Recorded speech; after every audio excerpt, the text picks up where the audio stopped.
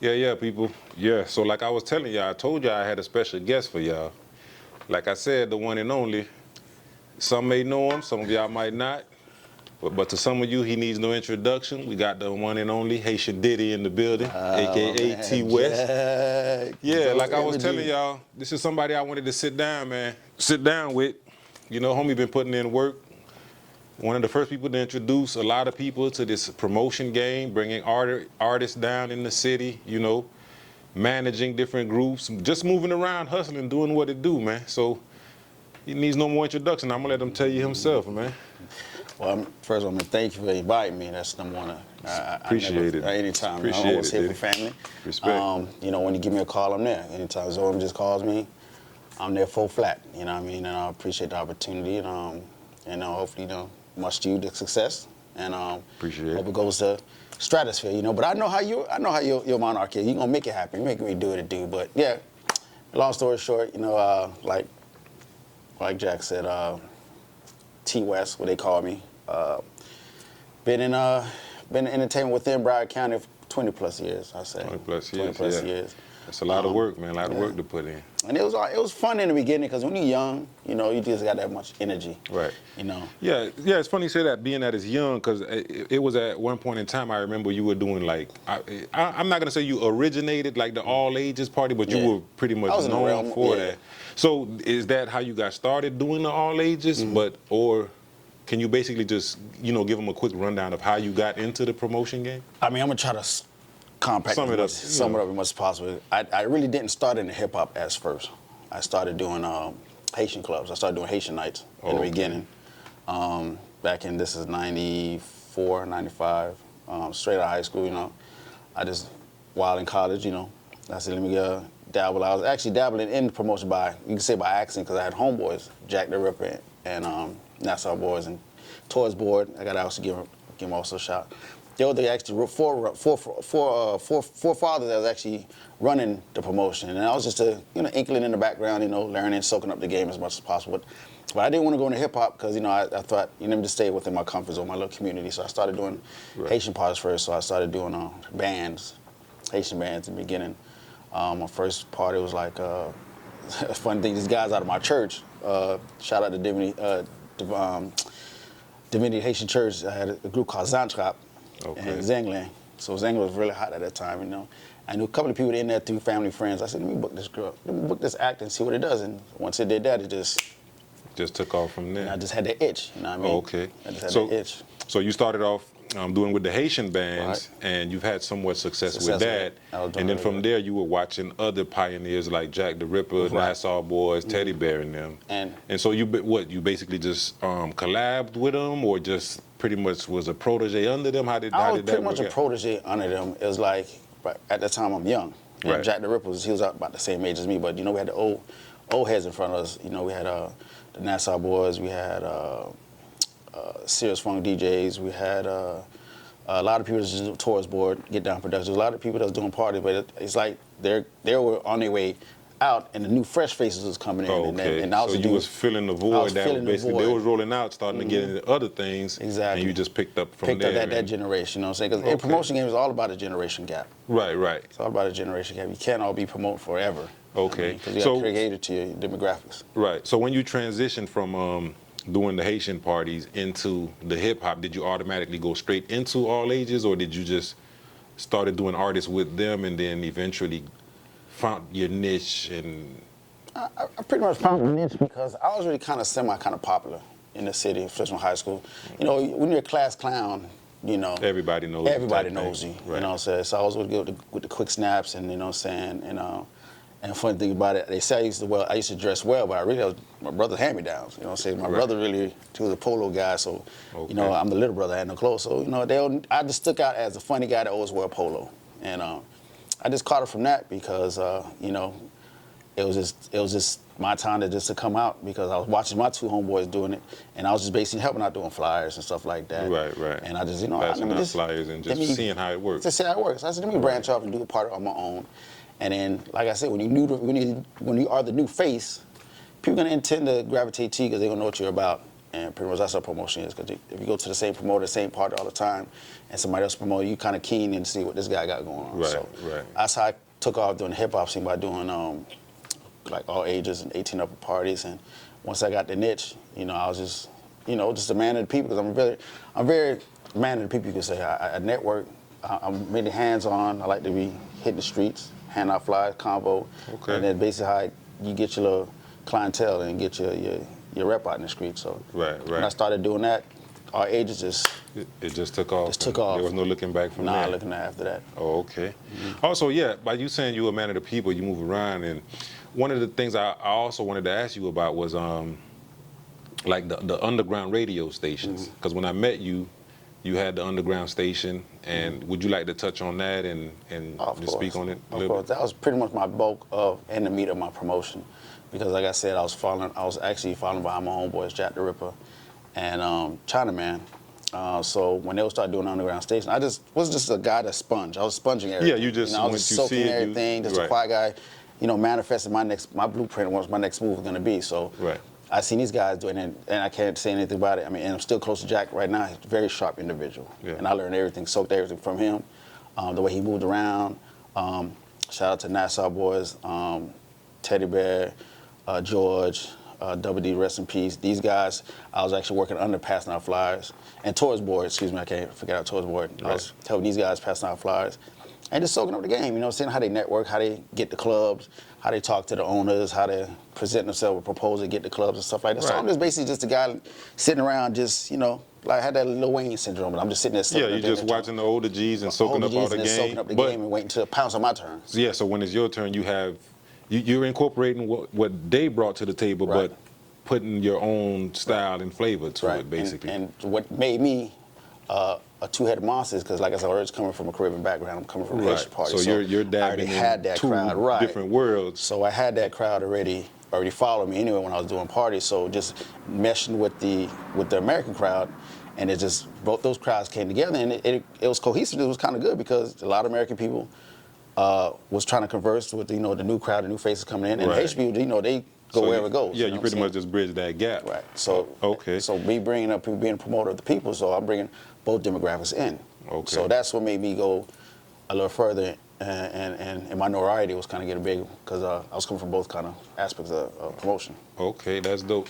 And another thing before we get off the underground radio station, when I first met you, I'm not saying that you're the one who put these guys on and or nothing like that, but guys like that has notoriety in the city, like DJ Showtime, DJ Fade, and a host of others. I remember you, these guys calling your phone and them Right. being on the radio. How did those relationships pan out? Like. I mean, like I said, I didn't realize I had my earpiece on, but You good. actually, like I said, I pretty much, like I said, I'm the most humblest guy you'll see in the street, and I don't really try to get no accolades or put I put this person on and stuff like that. They know what it is, what I mean? Right. 'Cause Yeah, no, I'm not saying, not to cut you off. I hear you because I'm not saying you. they're so grand on the line. It's like when we pop their little bubble, like, okay, yeah, Wes was the one that put me on, but I'm not the one to walk around and I hear what you're saying. I'm not the one to walk around and say, yeah, I put these guys on. Right. No, I'm like I said, I always like this. Can we curse in? Yeah, you can say whatever I always like you to have my want. niggas win, you know what I'm saying? Right. And like I said, just to piggyback what you're saying, when I started the underground station, Jack also, like I said, I'm gonna go back to my blueprint. Jack, they had their own radio station. They had I forgot the name. It was so long ago. Yeah, this been a minute, y'all. So I think it was 89. I forgot the name what they called their radio station back then, but everybody knew this radio station at the time. And then when you find that you get to be at work and you find out who the plug is. right. And you go, okay. So this is who's really behind running. Oh, so that's who's behind the radio station. Right. Oh, that's where you get the equipment from and Right. stuff like that. And shout out to White Boy Mike. I mean, he was really funding, and Radio C really funding the radio scene. You know what I'm saying? They were right underneath our nose. You know what I'm saying? Right here in Broward County. So I went ahead and, hey, how I be able to attain my own radio station? Right. And from the blessings of my homeboys, they're like, yeah, go ahead, holler at the man, Right. And that's when I brought my own equipment, and I just changed the whole demographics of underground station, and took it to that. I just thought I put my niche in it because I thought about everything I do is strategic. Right. Everything I do is planned out. So Right. I said, if I'm gonna grab this radio station, I'm gonna make it to the fact to make it like it's real radio station. Yeah, you're gonna run it like I'm gonna it's run it like it's a real official radio station. You know what I mean? Yeah, and again, yeah, like I said, that was revolutionary stuff you guys were doing back then, you know, because like I said, before I even met you, we used to be down here. We'll tap into the, you know, yeah, tune into them boys in Lauderdale. They rocking now. Y'all had the youngins calling in, people calling. The shows was dope. Yeah. So yeah, it was no disrespect on what I was saying about you putting those dudes on or whatnot, but it's just we're having a conversation and people need to know some of the history. You know what I'm saying? So you know, so shout out to DJ Showtime, DJ Fade, and everybody else who came up under that lineage and whatever y'all had going on, because that was history made. You know? Appreciate it. Yeah. So yeah, you guys, we're just gonna take a quick break, and I'm just gonna run these ads, and we're gonna get right back to you guys in a minute. Once again, we got the legendary Haitian Diddy, aka T-Wes, on here. Y'all stay tuned for the next segment.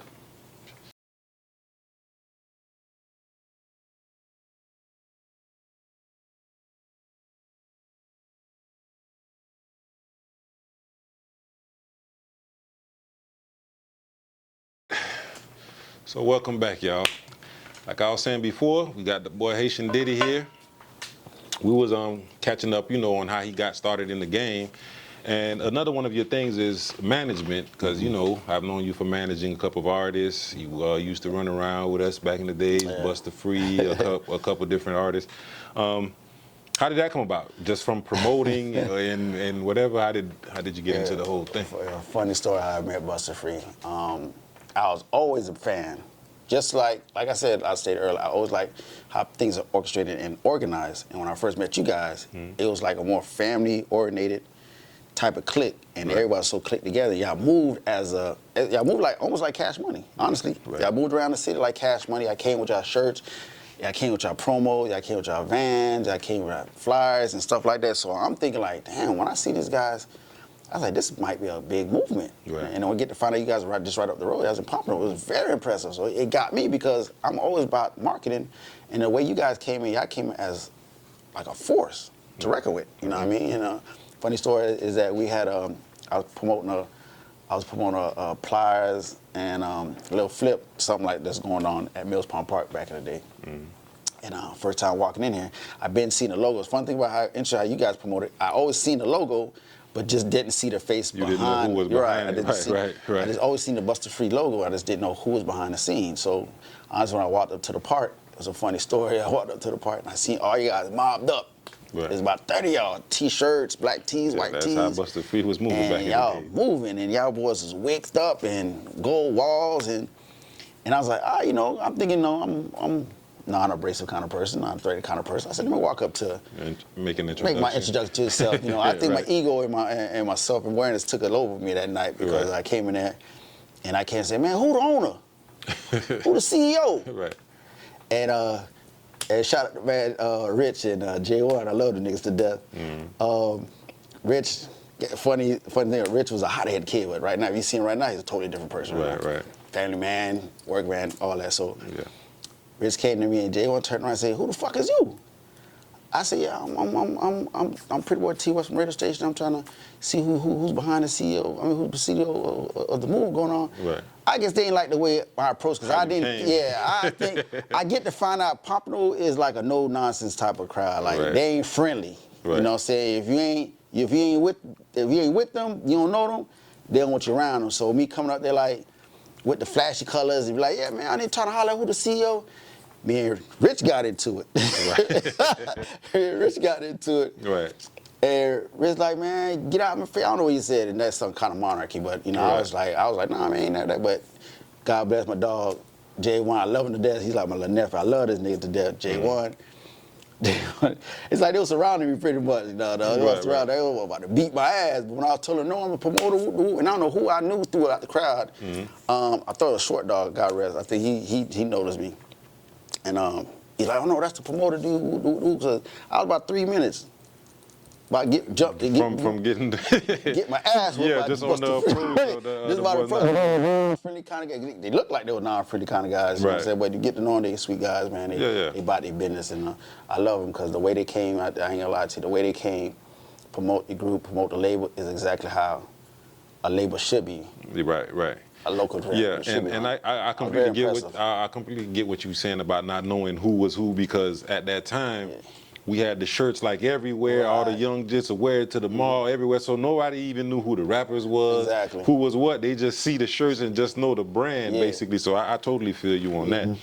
Okay, so from there, you guys basically met at the park through J1. Shout out to J1, Spade, J1, J yeah. Styles, the whole Busta Free family. Absolutely. You know, yeah, we got some things coming up with them guys too, so you guys stick around for that. Yeah. But so basically from there, that day at the park at that event, from Right. there We you met spoke. J1, smoothed everything Yeah, out. J1 smooth everything and out. you And pretty much became. we became friends, in the beginning. Like I said, I always infatuated with you guys. So I was like, and I finally got to sit down with Spade. Shout out to Spade. Sat on the Spade, and we sat down. It was me, Spade, and J1. And it's so funny, Rich was actually there also. And he still had his unit on his face, like he ain't play no nonsense. But he went in my head for some reason. But to make a long story short, me and Spade just got real close. Me and J Star got real close, and then I was just telling him how my vision was and what I can add to the label. And I think that's the boy they was looking for. So we just basically clicked up and have been running ever since. You know what I mean? Yeah. And to this day, I love the boys to this day. You know what I'm saying? They're like brothers to me right now. Yeah. So I always went hard with that label. And like I said, I'm not gonna lie to you, I didn't know about artist management or record label, stuff like that. Right. You were just So I was learning learning on as the I fly. go. Yeah. You know what I'm saying? And all I needed was support and a team and a family. And they gave that to me. Right. They gave me the push and they gave me the green light to use the brand and open up doors, and we worked as a team, and it's been, and we actually me adding to what they had going on, disconnecting Pompano, the deal for the Hollywood, and what I had going on, it just meshed real well, and they know Busta Free was really a force in Broward County. Yeah. Real force So yeah, back, while you're here, I'm gonna go ahead and say that, bro. I appreciate everything you did for us. Then I know we used to, always be joking, clowning, and about your management skills. That's just how we, what I'm saying. We used to vibe. But all jokes aside, you brought a lot of opportunities to the table. You brought a lot of different people.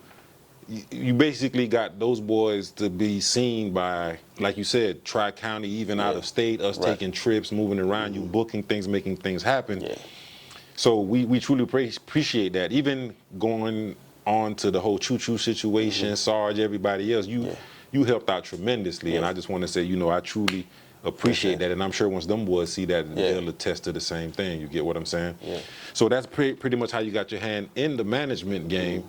But as of recent, I've seen you like on tour with the young homie FCG Heem and the whole New Era movement, those guys there. So can you elaborate on that, tell me how it is working with those guys? Same mirror effect of how I met Busta Free Records is those guys knew me as, the OG.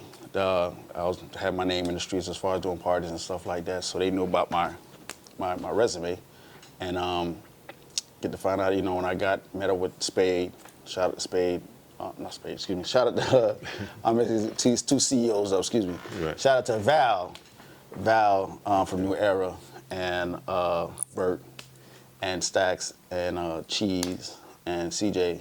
Those are like the forefront of New Era. So, Okay, shout out to same them situation. I met them at Dollars and Deals. I went to go shout out AD, and I bumped up the Val in there. AD. Yeah. And actually, I was trying to intern. I was trying to get in with. Dollars It's so funny and thing. Deals. I was trying to get in with Dollars and Deals. And you just I just happened to crossword and met. Okay. Met Yeah, but shout out to both camps, man. Yeah, of course. New Era, Both we see the work y'all putting in, and AD, you already know what it is. Boy, you can't, not the country, but when we were talking about Busta Free back then, those were the two, man. It was Busta Free Records and Dollars and Deals. You know what I'm saying? Yeah, and rest in peace, 4/5. But go ahead, continue, and I apologize. No, it's all good. Yeah, and I met Val at Dollars and Deals, and I was kind of shocked because he already knew who I was. Right. He's like, hey, yeah, I heard about you, da-da-da-da. He was very impressed about what stuff I used to do, and I was very impressed with what they had going on because he had, at that time, New Era was the biggest platform for SoundCloud for promoting music. Right. So it's like they already had millions and millions of followers. Yeah, them boys been putting in work. They were putting in work. So, and then get to find it just gave me goosebumps behind my head because it was the same emulation of how Busta Free was. There was such a unison, such a family, such a tight-knit group that they had. Right. But they had a big follower behind them. Right, so it's right. like, damn, let me gravitate on these guys' platform because at that time I was at my downstroke, but I was really trying to get my hands out of promotion because I think I ran my course through it. Right. And made it as much as I can because it gets so saturated with other promoters, and the game got kind of too fickle. So I was like, you know what? these guys and rejuvenated me. You know what I'm saying? Right. And maybe get back into the streets of artist management and promotion. Oh, okay. And then at the time, you know, they actually had an artist they were looking at. They had several artists actually they were looking at, and one of the artists they had was FCG, who I currently road management for right now. And it was a project we started from scratch. You know, FCG had a nice little sound. He had a nice little song on SoundCloud called Dead Weight, making a lot of noise. And at that time, I think I was in California out there hanging out, and Val called me and said, "Hey man, we got this kid. We might want to take on and put the engine Put some behind energy it. behind it. Yeah, And see put the engine behind it. where y'all You know, can take it. Yeah. and see, you know, of my management skills and my, you know, we need to sit down and make things happen. You know, and flew down here, talked to him, sat down, and you know, I really feel him in the beginning. And I really didn't like him in the beginning. I was like, Was it like the sound? no, or he was just just how so. he That's how as a music. person? The music was awesome. It's the Okay. person. He was Just just how so he- how shy. he He was carried like, himself. Okay, he was yeah, so he was shy. more I was like, reserved. I'm saying like, how's this kid making all this noise underground, but when I'm in front of this kid, he's like real shy, soft spoken. You know, Right. he was but he's a different monster in the booth. Right. So I didn't see the vision, honestly. I'm gonna tell you, Oh, okay. I didn't really see the vision. Yeah, But Val, what is it? You couldn't see him actually being on stage. Did you ever see any of his shows or never, anything like? nothing. Oh, okay. So you was feeling the music, but It was like a white canvas. It's right. it's So like, you was feeling the music, but when you meet him, you're like the personality is kind of reserved. it really didn't match to what I was looking at because I'm used to the thuggery and the Right. hype and the jig music and whatever was going on. So he was more of a pain rapper. Pain music artist. Pain music Okay. artist, and that's new to me. You know Yeah, what I mean? he's a dope artist, man. I think the little homie cool, and like you were saying, New Era, that movement they got going, it's a good thing, man. Yeah. Respect to y'all boys with everything you're doing. Definitely. And so yeah, I seen you running around with those guys, and you guys went on tour and things like that. Moving around with them, what was like the best experience, like best city y'all went? Because I used to see some of them shows, and it used to be live, man. I see you guys on stage with different artists and things like that. I mean, definitely with the movement New Era, like I said, the guys were real young and they were getting out there, and you know, just being on tour was a major experience for me, especially going state to state. Because I did tours, but it was more with interstate, you know what I'm saying, as far as Tallahassee, Orlando, stuff like that. But I never went to the next level, going Like state to state, you know what I'm saying. So I was very excited for that also.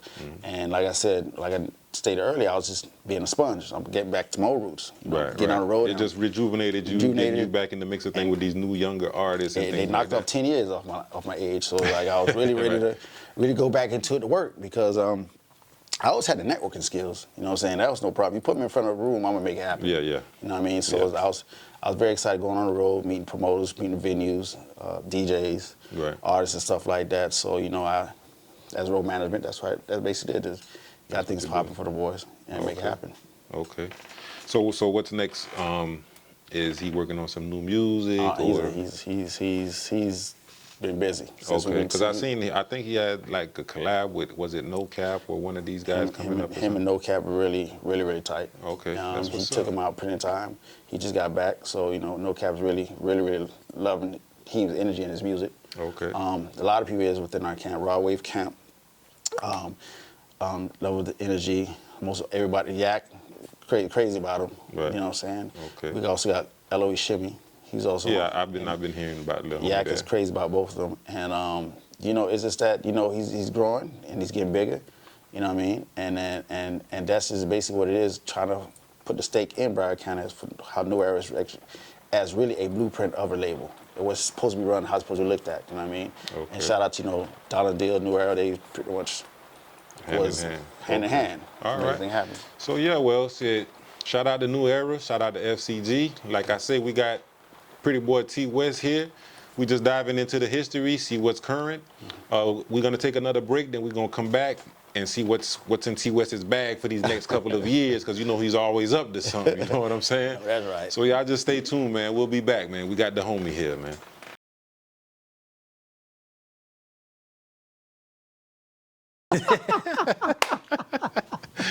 Yeah.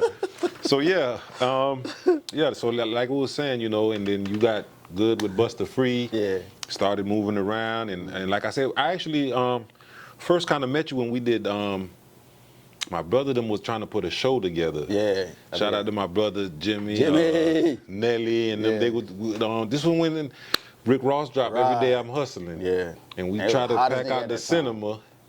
That's when I kind of officially first met you, Yeah. and we just moved on from there, You know man. what I mean? You know what I'm saying? I read a lot about how I really get to know somebody by the body language. Right. Body language, how they carry themselves, how they speak, how they vibe with people, and then see, because I'm all about meshing and cohesiveness and getting along with somebody. And when I first met you, you was like Slim from Cash Money. You know, they got Baby, they got Slim. He was a Slim of the label. He was tall. You can see he's tall of a man, mounting through everybody.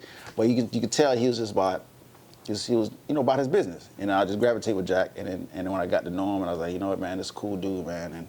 And my judgment always been right when I judge people. And I look at people, and we just messed ever since, and get to find out further down the years, we end up working together and owning the business. Yeah. You know what I'm saying? Shout out to Zoe Images, photography and video and media. We was actually big at that time, because we actually cornered the market. Yeah. You know, we had the radio station going on, we had all the clubs locked, and then we had the graphic design and the photography, and we had pretty much, you couldn't do anything in Broward County. You had to go through us. Yeah, you know that's real. That's real. Shout out to you and your talents. Those were good times, man. Mm-hmm. Like I was saying, it was just a perfect thing, because crazy enough, I was just really learning photography. Right. And shout out to my brother. You know, he'd just be so motivated. We just went, we got the spot, we got in business with each other. And what was so good about it is, like you said, you was in with the Caribbean people, so somehow we just started being so cool with all the Jamaican cats, doing flyers for them, and parties, you bringing artists through, and it was just a good thing, man. Don't let him talk. Let me tell you, let's give this man his flowers. Let me tell you something. His flyer work was so intriguingly different from everybody's flyer work. Everybody's flyer work is pretty much almost the same way. When Zoe got into the game, it just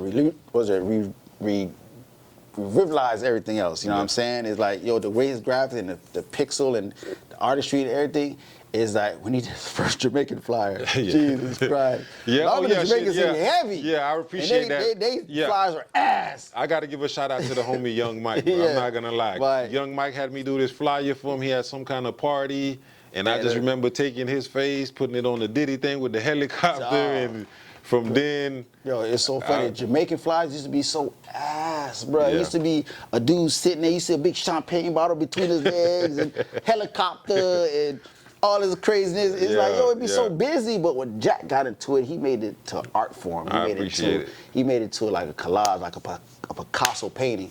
And so when the Jamaicans picked up the fly, you dropped on the floor, you had to pick up the fly because it's so fucking raw. Right. And it was so fucking vivid that when this man did Jamaican flies, bro, I swear to God, all the Jamaicans start going to Jack. Yeah, I'm not gonna front. All the Jamaicans start going to Jack. I truly appreciate everybody, like Every all of you Jamaicans guys that used to show me love, from the Popeyes to, like I said before, the Young Mike, all the women, everybody, Zeke, everybody, Encore Sound.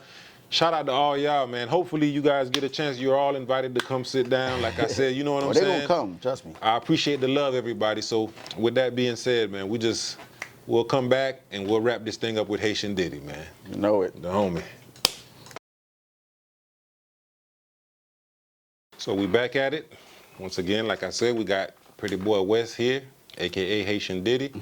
We've touched up on some history from Pompano to Fort Lauderdale, everything he's been involved in back then, So for these next couple of years, like you were saying, you running with New Era, you guys pushing different artists. What's next for you these next couple of years, I mean,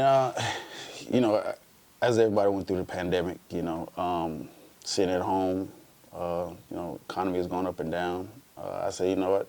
It's a perfect opportunity to open up a business. Right. And I think didn't know where I need to go do as far as business to open up, because at that time, opening up during the pandemic was pretty much a hit and miss. We didn't know how the economy was going to swing.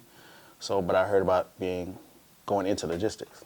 Oh, okay. So you got into the logistics. Yeah, I got into logistics. I had my first run-in by going to try to invest in Freightliner trucks. Right. Me not being knowledgeable, like I said, when you're not knowledgeable with something, don't try to put your 100% in something. Do your research first. Yeah. Do your research first. Make sure you cross your T's and dot your I's, because you might invest in yourself in something and end up being a poor house because you don't know what you're doing. Right. So I did first doing freight 18-wheelers. I invested 2 18-wheelers, and it didn't do too good for me. But at the same time, that was just a learning curve, just a learning experience. Right, right. I was trying to learn the game as well. And I said, well, let me just try to stay within my means, because it's an expensive game to be in a freight line of business. So, trucking is not an easy thing. It's not an easy thing. You got to have capital. You don't got capital sitting around, it ain't your forte. Right. So I said, let me start doing cargo vans and Sprinter. I threw it to the grapevine that, that might be the next thing coming up. And funny thing about it, shout out to my dog Pat. He had some kind of link about doing cargo van deliveries, and I said, me being OG, I said, me invested in my homeboy. I went and bought a van and gave it to him and said, hey, just make as much you can and, just shoot whatever, because I'm trying to get him, I'm trying to type of person to get them on, anybody on their feet. They want opportunity. They present something to me and it makes sense.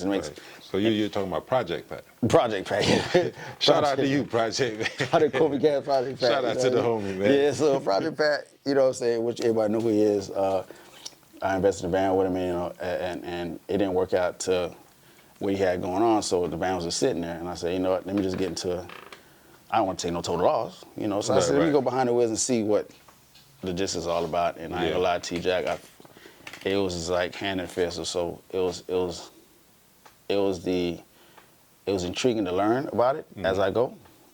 So when I got into the business, I went ahead and started, opening my own little contracts and started seeing how things goes, and had a contract and I was doing it, and I said, okay, shoot, I seen the money in it, but I just seen more potential of just to have one van. But some old coon told me, like, man, it ain't just having one van, just having multiple. Having a fleet. Having a fleet, that's what you need, because they respect you more if you have a fleet. Right, yeah, they're more comfortable with you having a fleet, so if one truck has an issue, they know you have drivers and other people to take care of it. Absolutely. But yeah, logistics is actually, is a good business to get into, especially now, because for those who don't know, most of your items you get is coming off of those big trucks and breaking down to the vans and things like that. Absolutely. So you said basically dealing with the freight liner, the 18-wheelers and things like that was basically you not doing the full research, just jumping in head first, because there was kind of a wave where everybody was getting into the game and this and that. I was one of the ducks that fell in line with it. With that, you definitely, if you want to get into this trucking thing, man, you guys have to do your research. It's a lucrative business, but like he said, you need the capital, because things happen on the road. You could have a brand new truck and you just have 2 blow out of your tires, and the tire's like $1,000, and there's just a lot that comes with it. So do your research before you dive into that. Absolutely. Yeah, so basically, well, just to piggyback what you're saying is like how I got into it. When you get your one van, it's cool. I ain't gonna lie to you. My first vehicle was cool because I was learning the business as I go. Right. I said, well, I was getting more contracts. Right. I said, well, let me get another van. The second van, okay, now I'm seeing a little money. Well, okay. Third van, I said, okay, now, shit. Things are looking up. Things are looking all right. Right. My fourth van, I said, oh, shit, this might be easy street. When I get to my fifth and sixth, when I got to 8 vans, Sprinter vans, I was like, shit, the numbers looking good. You know what I mean? Right. But like I said, I'm getting a knucklehead. I'm getting the bruises in the bumps in my head. Growing pains. The growing pains. But now I found the niche by going 2.5, 3 years in. I'm actually a full-fledged fleet, so when I go see these contracts, I've got more of a resume, more of a respect level. Hey, I got this. These are contracts I did. These are companies I dealt with. So I always tell anybody, like I said, there's always do your research first before you do anything else. And unfortunately, I got into it. Every business, you're always gonna be in the red the first. And I'm not gonna sugarcoat nobody what you're always gonna lose your first. You can plan everything out, say this is gonna go like this, but things happen, And again, like you said, the pandemic, your business you might have started a business in 18, 19, and everything's going good. Then this pandemic thing comes, everything's all over the place. It's like it's a big reset type of thing. So and finally, I turned the company from making a couple of $1,000s a month to now I'm well over to 6 figures, doing real good. Okay. And this is the man above. Like I said, I stuck with it. I didn't give up. Pretty much with everything I do, I stick with it until I master it. Right. And it's been a good balance, because now I don't have to clock into the white man no more. I'm my own business. I'm my own businessman. I got a staff now. I got drivers. I got independent contractors as well. So it's like the sky's the limit, because I think going to logistics is pretty much But like I said, the backbone of America. Right. You know what I mean? Nothing moves around unless you have trucking and logistics behind it. Right. You need to get products and goods Well, going across the nation. Let me be the one to congratulate you on all your business Hey, endeavors, man. my brother. Appreciate it. I had I a had my great bumps and conversation bruises, with you. I man. appreciate you stopping through, man. I like that we got like to the root of it, even though we didn't do a full deep dive into everything. We got a little history about your promotion, your management, your current business affairs now. Yeah.